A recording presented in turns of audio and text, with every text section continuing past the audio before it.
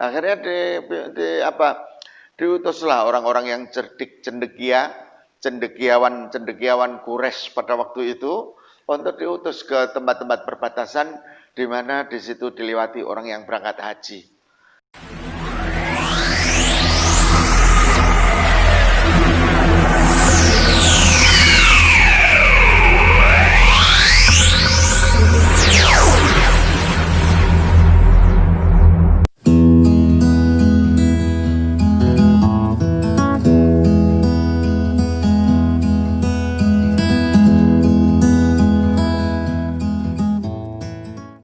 Assalamualaikum warahmatullahi wabarakatuh. Innal hamdalillah nahmaduhu wa nasta'inuhu wa nastaghfiruh wa na'udzu billahi min syururi anfusina wa min sayyiati a'malina. May yahdihillahu fala mudhillalah wa may yudlil fala hadiyalah. Asyhadu an la ilaha illallah wa asyhadu anna Muhammadar Rasulullah. Allahumma shalli wa sallim wa barik ala Muhammad wa ala alihi wa ashabi ajmain, amma ba'du.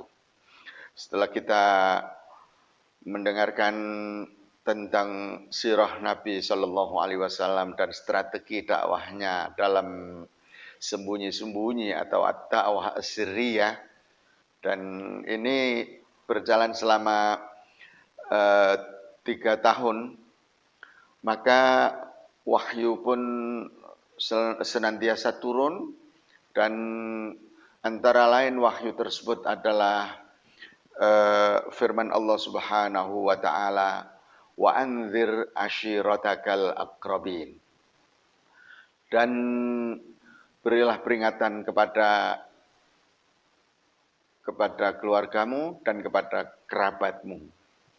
Dengan mulai dari ayat ini, Rasulullah Shallallahu Alaihi Wasallam mempersiapkan untuk melakukan strategi yang lain dalam dakwanya, yaitu dengan apa yang dikenal dengan ad-dakwah al-jahriyah, yaitu dakwah secara terus terang.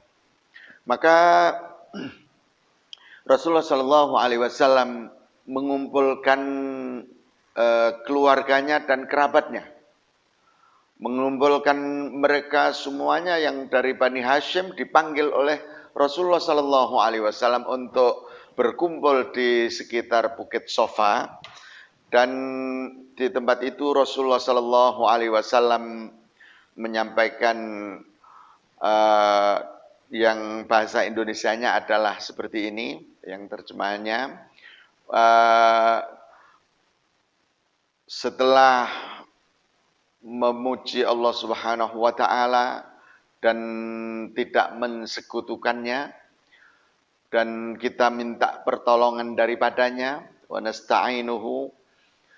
Kemudian Rasulullah sallallahu alaihi wasallam mengumumkan bahwa beliau ini menyampaikan bahwa dirinya adalah diutus oleh Allah Subhanahu wa taala.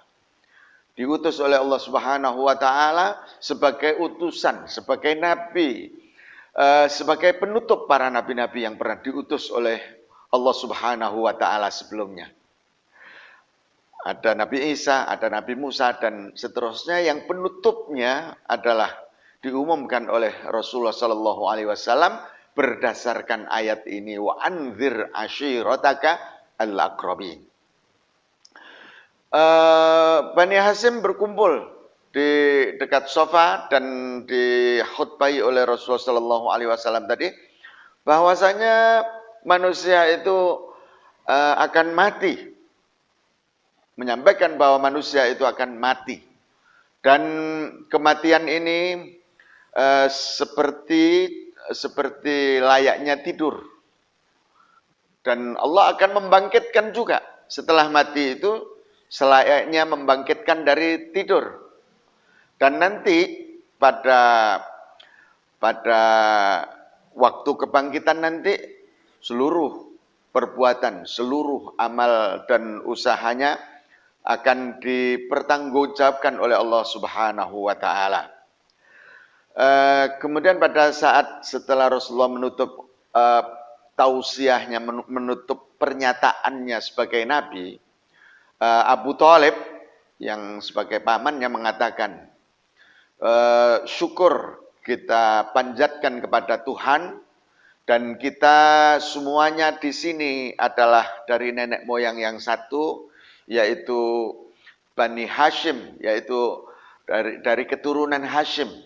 Dan kita sudah berkumpul dengan keluarga semuanya, dan saya sebagai orang yang sepuh di sini akan melindungi dan akan menolong apa yang disampaikan oleh anakku, oleh keponakanku ini, oleh anakku ini, oleh Muhammad. Saya akan menolong. Kemudian di situ salah seorang yang termasuk dalam keluarga keluarga Bani Hashim itu adalah orang yang bernama Abu Lahab.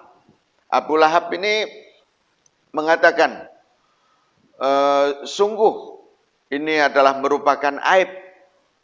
Maka wahai Abu Thalib, cegahlah dia sebelum mempengaruhi semua orang.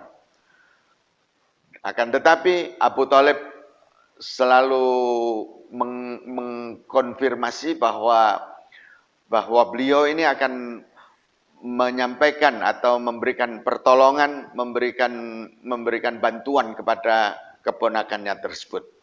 Di sini Rasulullah Shallallahu Alaihi Wasallam mendaki Bukit Sofa, kemudian berseru, wahai Bani Fihir, ya Bani Fihir, ya Bani Adi. Tak lama kemudian mereka berkumpul semuanya dan berkumpul semuanya di dekat situ, mendengarkan apa yang hendak disampaikan oleh Kanjeng Nabi, oleh Nabi Shallallahu Alaihi Wasallam. Nabi mengatakan kepada mereka, wahai orang yang datang pada pertemuan ini, saya akan bertanya kepada kalian, apakah kalian akan mempercayai kepada saya? Apakah kalian percaya kepadaku? Apabila saya mengatakan bahwa di seberang sana ada tentara, ada pasukan yang sangat gagah berani, pasukan yang akan masuk ke kota ini, apakah kalian percaya?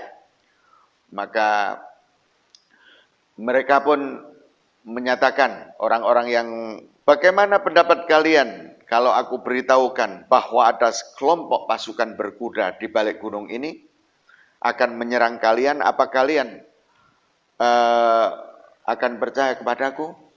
Dan dijawab oleh orang-orang itu, orang-orang Quraisy yang dikumpulkan tadi, tentu kami akan percaya dengan apa yang engkau omongkan, engkau sampaikan, wahai Muhammad, karena engkau adalah jujur, karena kami tidak pernah mendengarkan kebohonganmu selama ini. Ma jarrabna alaikal kadhiba mundu nas'atika ilal an. Kami tidak pernah mendengar, tidak mendapatimu atau tidak pernah melihat kamu berbohong kepada kami. Kemudian Rasulullah Shallallahu Alaihi Wasallam menyatakan, sesungguhnya saya adalah pemberi peringatan untuk kalian sebelum datang azab yang sangat pedih. Kemudian ada satu orang yang tadi kita sebut, pamannya, yaitu Abu Lahab, celaka engkau selama-lamanya. Untuk inikah engkau kumpulkan kami? Tabban laka ya Muhammad, celaka engkau wahai Muhammad. Alihadza jama'tana, apakah karena alasan ini engkau kumpulkan kami? Di situ Allah Subhanahu wa taala menurunkan ayat yang mengecam Abu Lahab dari langit tingkat 7 dan mengatakan, Allah Subhanahu wa taala berfirman, tabbat yada abi lahabi wa tab ma aghna anhu maluhu wa ma kasab sayasla naran dzata lahab wa imra'atuhu hammalatal hatab fi jidha hablum min masad. Celakalah Abu Lahab, celakalah engkau wahai Abu Lahab, celakalah kedua tangan Abu Lahab. Dan memang Abu Lahab adalah celaka. Jadi disebutkan oleh Allah Subhanahu wa taala untuk menolong nabinya dengan menurunkan ayat Tabbat yada Abi Lahab wa tab.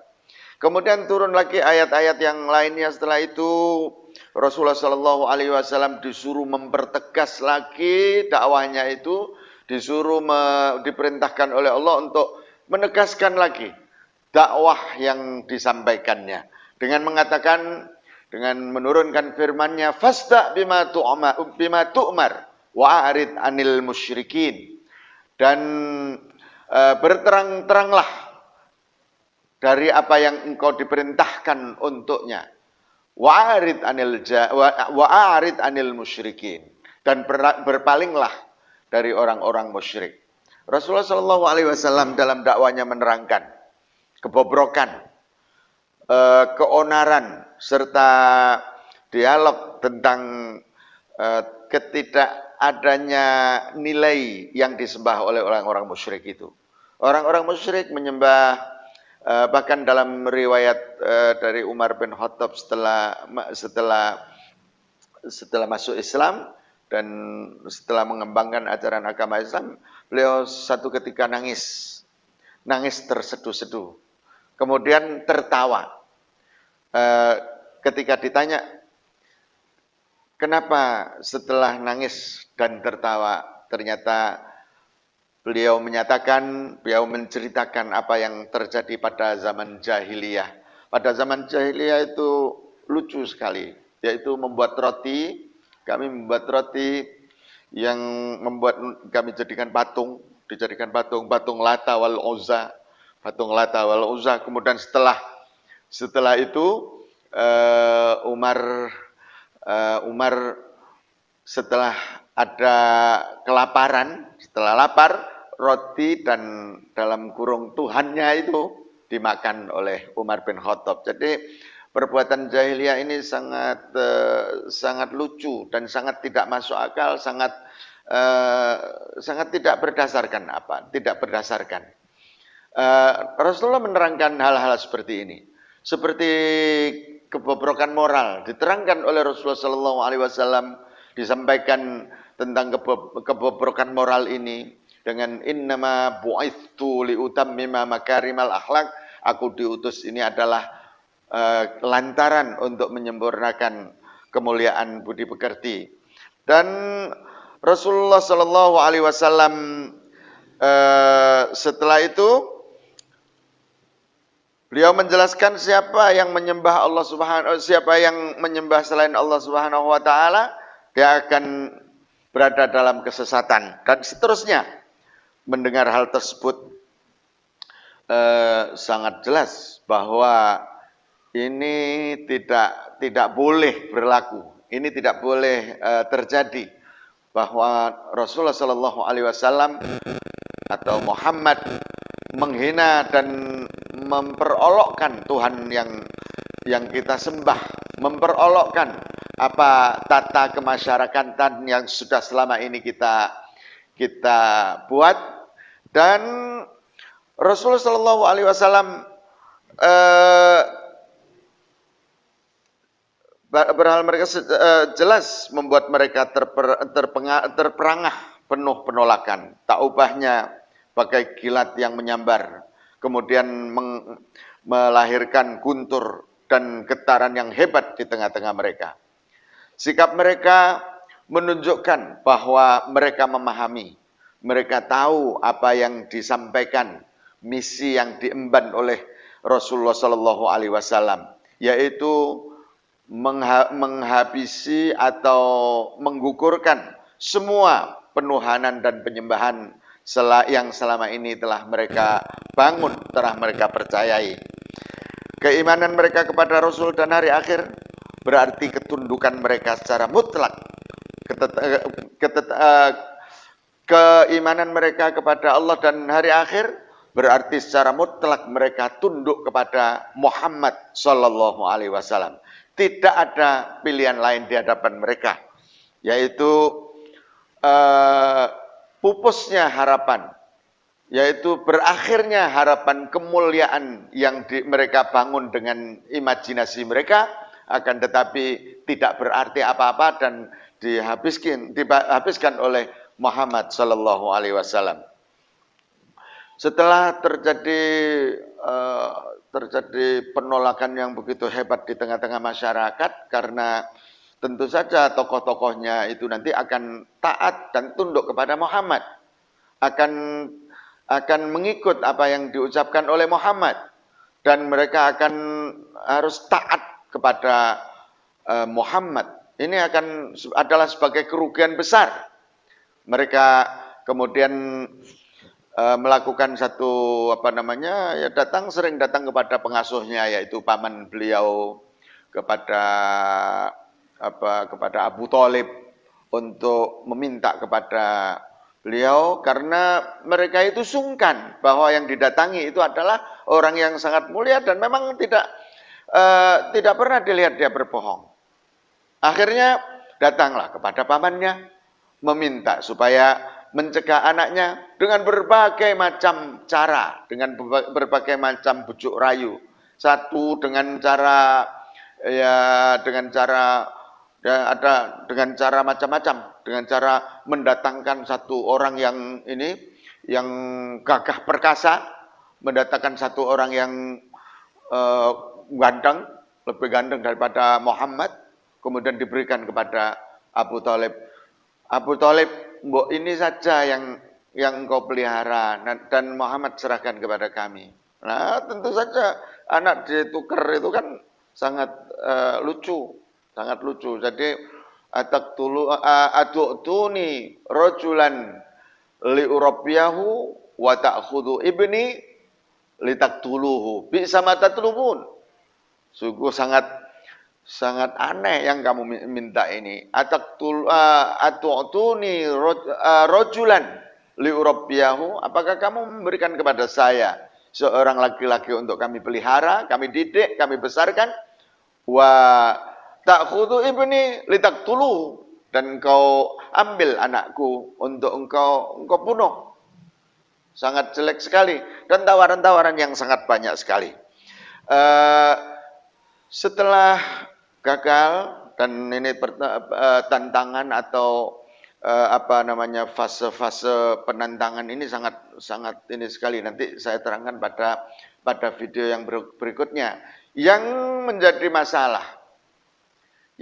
masalah bagi orang-orang Quraisy ini, Nabi atau Muhammad menyatakan sebagai Nabi, dan misinya adalah melenyapkan berhala-berhala, melenyapkan sesembahan-sesembahan yang mereka buat, melenyapkan Lata wal Uzza. Dan sekarang ini kalau orang lain tahu bagaimana?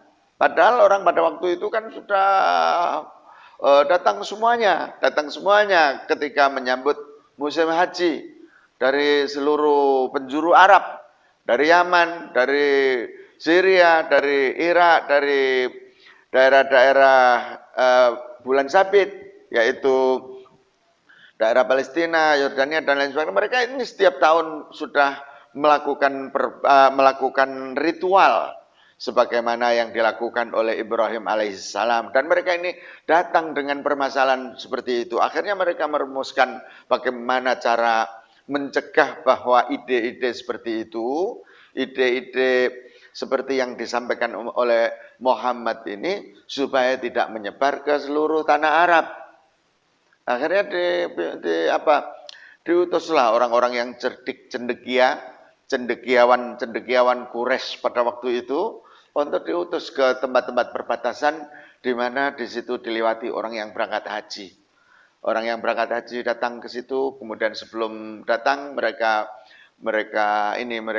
rendahkan Muhammad, mereka hinakan Muhammad, mereka beritahu bahwa apa yang disampaikan oleh Muhammad ini adalah sesuatu yang tidak benar, sesuatu yang tidak masuk akal. Akhirnya mereka diutus ke tempat-tempat perbatasan itu, dan setiap kafilah yang datang diberitahu bahwa jangan sampai percaya kepada Muhammad, jangan sampai mempercayai omongan yang dikeluarkan dari mulut Muhammad. Dan mereka apa namanya me- menggambarkan sesuatu yang tidak baik kepada orang yang namanya Muhammad ini. Itu yang pertama. Jadi penjatuhan nama. Yang penting namanya jatuh. Jangan sampai orang-orang yang seperti Muhammad dan kawan-kawannya, tentu saja yang sudah banyak kemarin sudah kita sampaikan, ada orang-orang yang sudah masuk Islam dan seterusnya. Akhirnya eh, orang-orang ini tidak mempan dengan orang yang datang ke Mekah untuk pergi haji ini, tidak mempan dengan apa yang diomongkan oleh orang-orang cendekiawan Quraisy yang diutus kepada setiap pintu masuk Mekah tadi. Dan mereka justru penasaran, mana Muhammad, mana? Dan ini adalah satu embrio tersebarnya agama Islam ke seluruh jazirah Arab.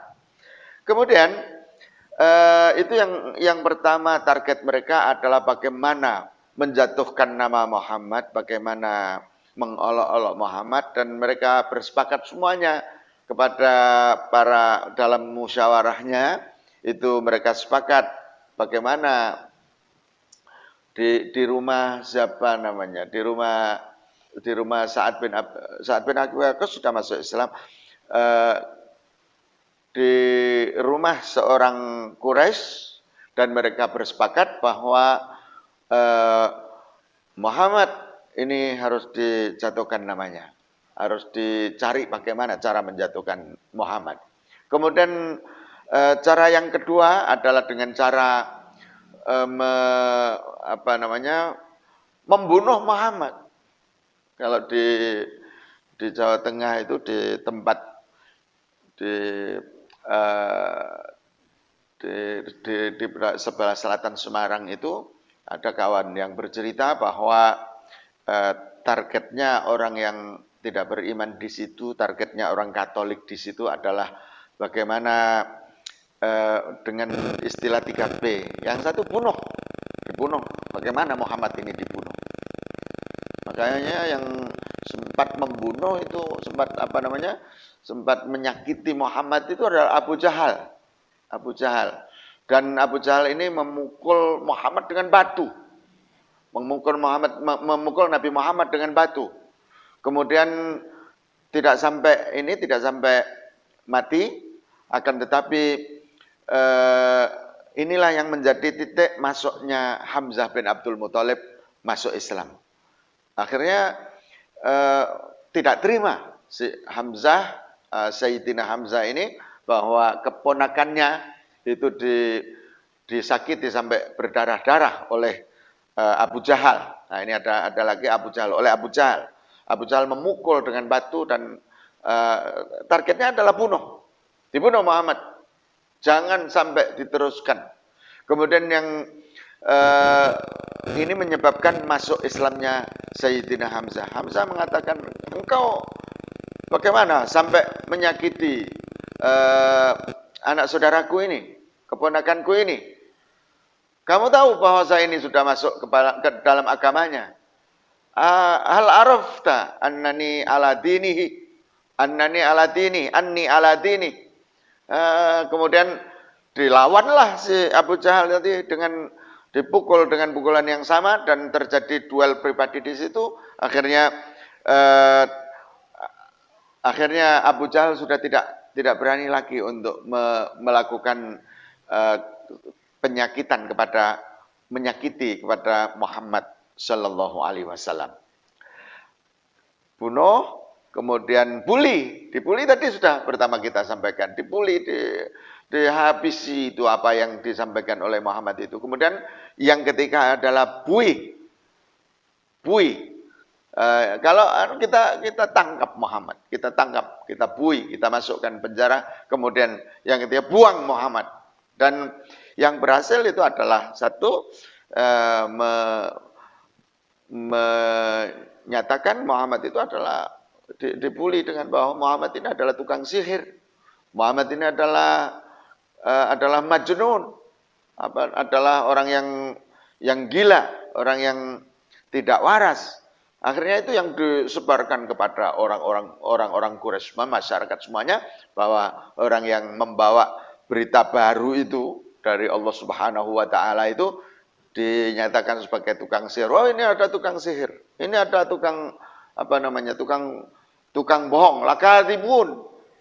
Tukang pembohong. Kemudian majnun dan seterusnya, itu dibully dengan kata-kata seperti itu. Kemudian yang terakhir tadi, yang keempat itu adalah buang mereka ya diusir oleh diusir oleh orang-orang Quraisy, dan terjadi beberapa kali hijrah ketika orang-orang yang datang kepada Muhammad, yang masuk dalam agamanya Muhammad adalah orang-orang kecil, orang-orang yang terpinggirkan, orang-orang yang tidak mempunyai pangkat dan kedudukan di dalam masyarakat. Mereka ini masuk Islam semuanya, dan ternyata juga bukan orang yang itu saja, tapi orang-orang besar, orang-orang yang berpangkat dan lain sebagainya, seperti Hamzah dan seterusnya, itu masuk Islam semuanya. Kemudian satu lagi yang didoakan oleh Rasulullah Shallallahu Alaihi Wasallam untuk masuk Islam adalah Sayyidina Umar. Allahumma a'izzal Islama bi Umar bi ahadi ar-rajulaini, dengan salah satu di antara dua orang laki-laki. Yang satu adalah Umar bin Khattab, yang kedua adalah Abu Jahal. Tapi yang ditunjukkan oleh Allah Subhanahu wa taala adalah Abu Jahal. Yang ditunjukkan oleh Allah Subhanahu wa taala untuk dekat dengan Muhammad dan masuk Islam adalah Umar ibnul Khattab. Dan ketika Umar bin Khattab masuk Islam, itu ceritanya ketika saudara-saudaranya sudah masuk Islam semuanya, saudaranya diantaranya adalah Fatimah, kemudian Hafsah, dan sedang mempelajari ayat-ayat Al-Quran, dan Umar masuk membentak kepada dua adiknya itu, dan ada suaminya di situ, dan mengatakan kepada Umar, sudah Umar, sekarang saya antarkan Anda kepada Nabi saja. Kemudian dia antarkanlah kepada Rasulullah Sallallahu Alaihi Wasallam, dan di situ Umar menghardik Rasulullah Sallallahu Alaihi Wasallam, menghardik orang yang diutus oleh Rasulullah Sallallahu Alaihi Wasallam, dan ditunjukkan langsung kepada Muhammad Sallallahu Alaihi Wasallam. Dan ketika Umar datang di situ, Rasulullah mengatakan, Umar, kalau engkau berniat baik, maka aku telah mendoakan engkau supaya masuk Islam. Kalau berniat jahat, kami akan lawan engkau. Tapi Umar segera mengucapkan mengucapkan dua kalimat syahadat, asyhadu an la ilaha illallah wa asyhadu anna Muhammadan Rasulullah. Dan dengan masuknya Umar dan masuknya satu lagi pamannya yang ditakuti oleh masyarakat Quraisy pada waktu itu, maka para pemeluk Islam itu dengan terang-terangan menyampaikan dengan terang-terangan keislaman mereka, mengajak mereka untuk masuk ke dalam agama Islam. Wallahu a'lamu bishawab. Wassalamualaikum warahmatullahi wabarakatuh.